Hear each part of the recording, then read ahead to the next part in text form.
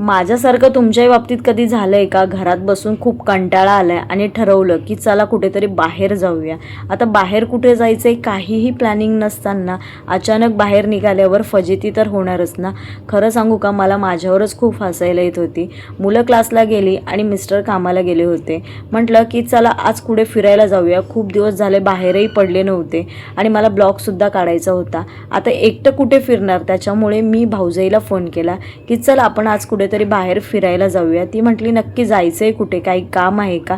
काहीही काम नसताना बिचारीला फोन करून बोलवलं स्टेशनला. तीही पटकन आली. म्हटली तिला वाटलं की ताईचं काहीतरी काम असेल. तिला आल्याच्या नंतर म्हटलं काही काम नाही गं, घरात बसून कंटाळा आला होता, चल आपण दोघीजणी फिरून येऊया आणि मी एकटी कुठे फिरणार म्हणून तुला बोलवलं. ती माझ्या बोलण्यावर लगेच आली. आल्याच्या नंतर ती माझ्याकडे फक्त बघून हसत होती की रिकामी कोण फिरतं आणि कंटाळा आलं म्हणून एकटं कोण फिरतं. ह्याच्यावर आहे ना खूप आमचा हसा झाला. तिला बिचारीला काम होतं, तिला मेलवर मेल येत होते आणि ती मध्ये मध्ये कामही करत होते. पण मला कंटाळा आला म्हणून बिचारी एवढ्या लांब आली. आम्ही बोलता बोलता दादर सोडून करी रोडला उतरलो. आता उतरलोच होतं तर म्हटलं चला फिरून येऊया. तिथे गेल्याच्या नंतर अर्धा तास नुसतं गोल गोल फिरत बसलो. पायाला गोळे आल्याच्या नंतर बस स्टँडवर गपचूप उभं राहिलो. म्हटलं जाऊ द्या, आता बस आल्यावर बसमध्ये बसूया आणि दादरला जाऊया. म्हणून ती माझ्याकडे बघून हसत होती. म्हटलं आता हाच बाई, मलाही कंटाळा आला होता पण माझी पक्की जिरली.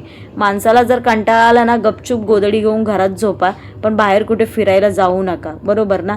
तिला काम होतं म्हणून ती बिचारी मध्ये मध्ये काम करत होती आणि मला हसायला येत होतं. अक्षरशः रिकामी माणसांना मोकळी बस भेटली, तीही AC बस. जे काम करतात सकाळ संध्याकाळ फुल बसला ट्रॅफिक असते, गर्दी असते आणि आम्ही बसलो तर काहीच गर्दी नव्हती, पूर्ण बस मोकळी होती.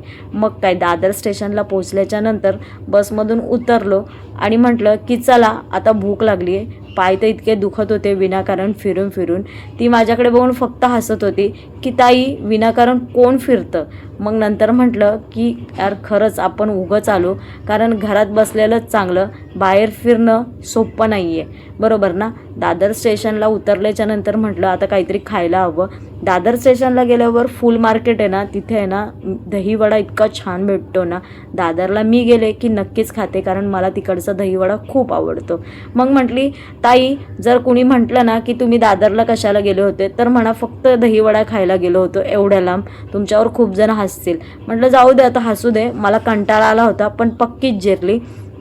संध्याकाळी लोकांचा सुटायचा टायमिंग झाला होता आणि आमचा निघायचा टायमिंग झाला होता. आता दादरला आलोच होतो तर म्हटलं चला एखादी साडी वगैरे बघूया.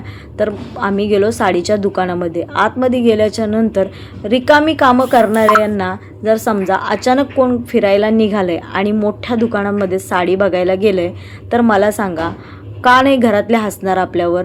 ते पण ऐसपैस ACच्या दुकानामध्ये गेले आणि म्हटलं मस्तपैकी आहे ना मला साडी दाखवा डेली यूजसाठी.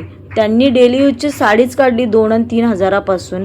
नंतर म्हटलं बापरे, आपण फक्त असहज फिरायला आलो आहे आणि जर एवढे महागाची साडी जर घरात घेऊन गेलं ना तर आहे ना आज नवरा खरंच हक्कलपट्टी करेल. म्हणून माझी भाऊजाई फक्त माझ्याकडे बघून हसत होती. तिचं स्टेशन आल्यावर ती उतरली आणि ती कशी हसत होती बघा. नंतर आहे ना ती गेल्यावर मला माझीच खूप हसायला येत होती की आपण आजचा दिवस आहे ना फक्त आणि फक्त वेस्टेज घालवला, विनाकारण कोण फिरतं. आणि असंही मला तर आजचा दिवस आहे ना खूप ध्यानात राहील, त्याच्यामुळे मी हा रेकॉर्ड केला आणि तुम्हाला दाखवला. माझ्यासारखं तुम्हालाही कंटाळा येत असेल तर कधीतरी असं करून बघा, तुमचाही दिवस निघून जाईल. पण खरं सांगू, घरात बसलेलंच बरं. विनाकारण बाहेर फिरणं खूप महागात पडलं. पाय तर इतके जाम झाले होते ना, अक्षरशः गोळे उठले होते. तर चला बाय बाय.